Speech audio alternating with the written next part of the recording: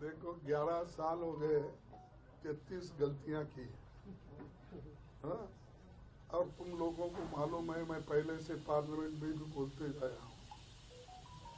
तो इतना झूठ बोलने वाले प्राइम मिनिस्टर, इतने गलतियां करने वाले और लोगों को फंसाने वाले, युवकों को धोखा देने वाले, गरीबों को जो उनको फंसाकर वोट लेने वाले, मैं किसी प्राइम मिनिस्टर को भी नहीं देखा ऐसा।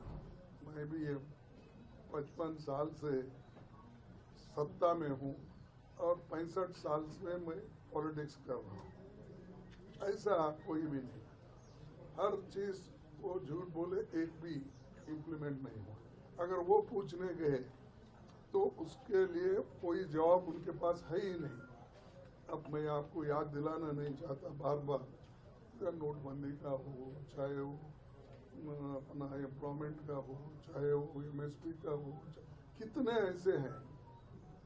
तो उन्होंने कभी ये बात नहीं कही कि मैं लोगों को ऐसा झूठ बोला हूँ, मेरे से गलती हो गई, माफी नहीं मांगा। सिर्फ एक के ऊपर एक कुछ बोलते ही जाते हैं। और मेरे 11 साल पूरा हो गए। अब मेरे पास ये है कि जम्मू कश्मीर में 1 मिनट नहाने कश्मीर को ही, हाँ, कतरा हम गए थे वहाँ, कतरा ये सब एरिया में, वैष्णव देवी टनल, ये सारे मैं यही उस वक्त भी चीफ मिनिस्टर थे हमारे फारूक अब्दुल्ला के बेटे उमर अब्दुल्ला, प्राइम मिनिस्टर हमारे मनमोहन सिंह जी, सोनिया गांधी जी, गुलाम नबी आजाद था, मैं थे, सब हमने वो टनल ओपनिंग करवाया, हमने वो पूरा रूट। लेकिन एक शब्द भी उन्होंने पिछले गवर्नमेंट क्या काम करी और हम कहां से कहां तक किए, उन्होंने कभी एक ही दुनिया को जोड़ने वाली, दुनिया को करने वाली यही बात वो करते हैं कि देखो यही कार में बैठ के हम गए थे। मैं खुद इनॉग्रेट किया उसका, यानी मनमोहन सिंह जी करे। तो उनका क्या है कि जो हम काम करते हैं उसको तो वो नहीं, ये टनल तो हम जो करते हैं उसका तो वो नहीं बोलते हैं। और उनको जो चाहिए, ये देखो लाइन जहां तक हम डाले थे, ये देखो हार गिर डाल के ट्रेन छोड़े थे।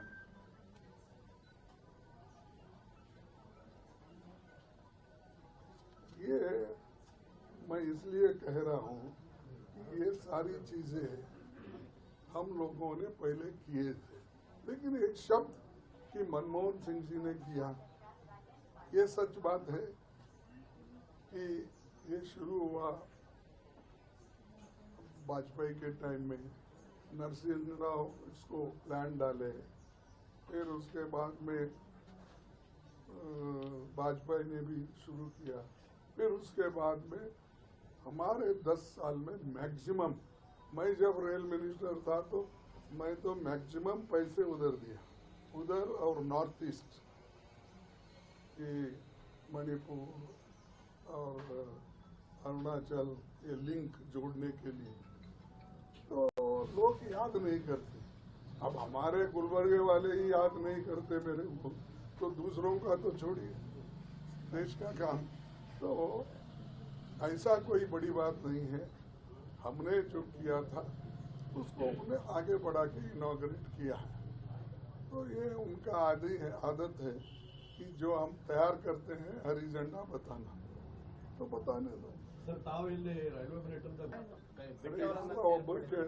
जाति जनगणना कास्ट सेंसस रिपीट शुरू होगा कैसे? नहीं, देखिए चंद चीजें ऐसे हैं उसमें से कि जो क्राइटेरिया पहले हमारे सिद्धरामैया के सरकार ने बनाई है, सोशियो इकोनॉमिक क्राइटेरिया, बहुत से क्राइटेरिया, वो तो रहेगा बेसिक।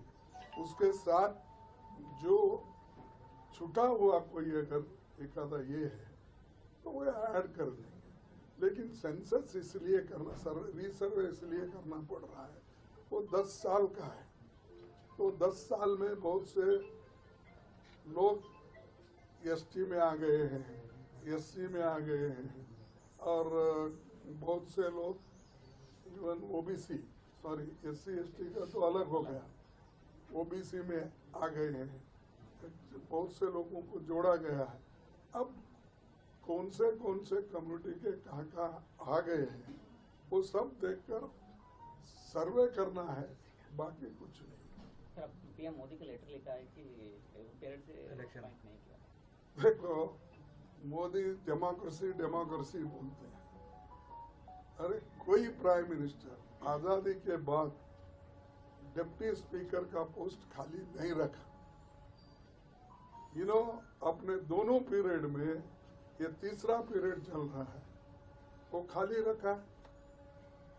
और कॉन्स्टिट्यूशन में प्रोविजन है कि डिप्टी स्पीकर को किस ढंग से इलेक्ट करना, क्या करना, और वो है।